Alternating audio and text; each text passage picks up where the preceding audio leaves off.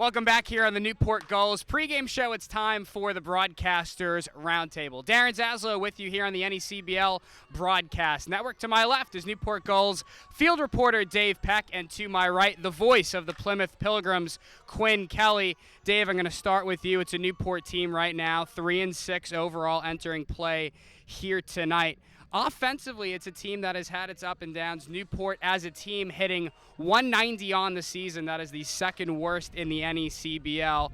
Some new faces, some new players entering this lineup. Do you think they have been good for this ball club thus far?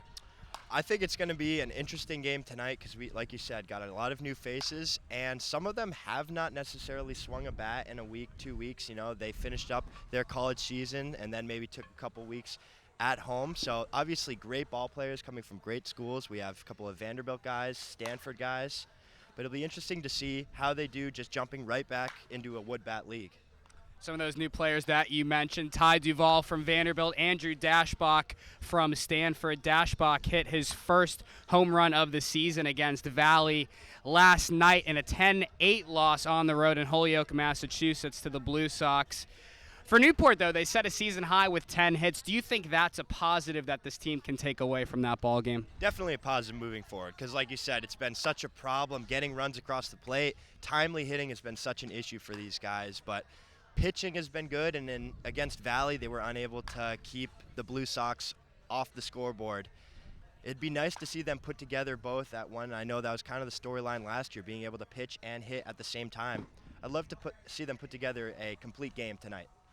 Newport looking to record multiple victories for the first time this season. Of course, they're going to have to do that with a victory tonight and then potentially tomorrow on the road at Danbury. Dave, what's it going to take for this team to play consistent baseball? Confidence, a lot of confidence. And, you know, once you start hitting, things start to roll. You know, you see your teammates hitting, and then you get up there and you're just as confident in them, and you're confident that they're going to be able to pick you up if things don't go well. So again, it's early. We're about 9 games into the season. Just look for them to keep trusting the process. That's the biggest thing. Everybody here can hit. Everybody here is a great baseball player. Confidence, trust the process, and things will turn around. Quinn, Plymouth 4-5 entering play here tonight. Plymouth's last time out, a 3-2 victory over the Mystic Schooners. Talk to me about that ball game, and obviously that was a close one against Mystic. Yeah, it absolutely has. All 3 games with Mystic so far this season have been very close ones. The biggest thing for the Pilgrims is that their pitching has been really stellar, but like you said, we're trailing Newport as the worst offense in the league right now. They've been keeping themselves in games with home runs, really. That's how the offense is coming. It was another home run by Brandon Perez in the 7th inning that got it done against Mystic to win it 3-2 after kind of a back-and-forth game, a run an inning each. And you know, that'll take you so far, but eventually you need the bats to come around. You start to get up over that Mendoza line as a team and hopefully piece it together because you're wasting some good pitching right now. And it was just a good win to get back on the winning side. You know, 5 straight losses before that to get the groove back on for the team. You know, it's a good momentum thing, and hopefully they can carry it. A day off, they're fresh coming in here to Newport, and you know, we'll see what they can do tonight. Once again, the offenses take center stage. Plymouth with a 189 team batting average. That is the worst in the New England Collegiate Baseball League. Quinn, what have been some of the roots of those offensive struggles? You know, I think it's mostly just trying to do too much up at the plate, trying to hit situationally rather than just swinging freely. You know, if they can just go up there and take their hacks, they got a lot of talent, and I'm sure they'll be all right. Newport with a 190 team batting average. That's the second worst. Quinn, do you see a low-scoring affair here tonight?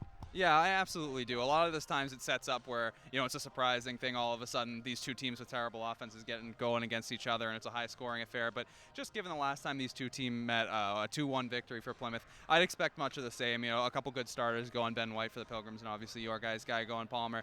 It should be a close matchup, and I'd expect very few runs scored tonight.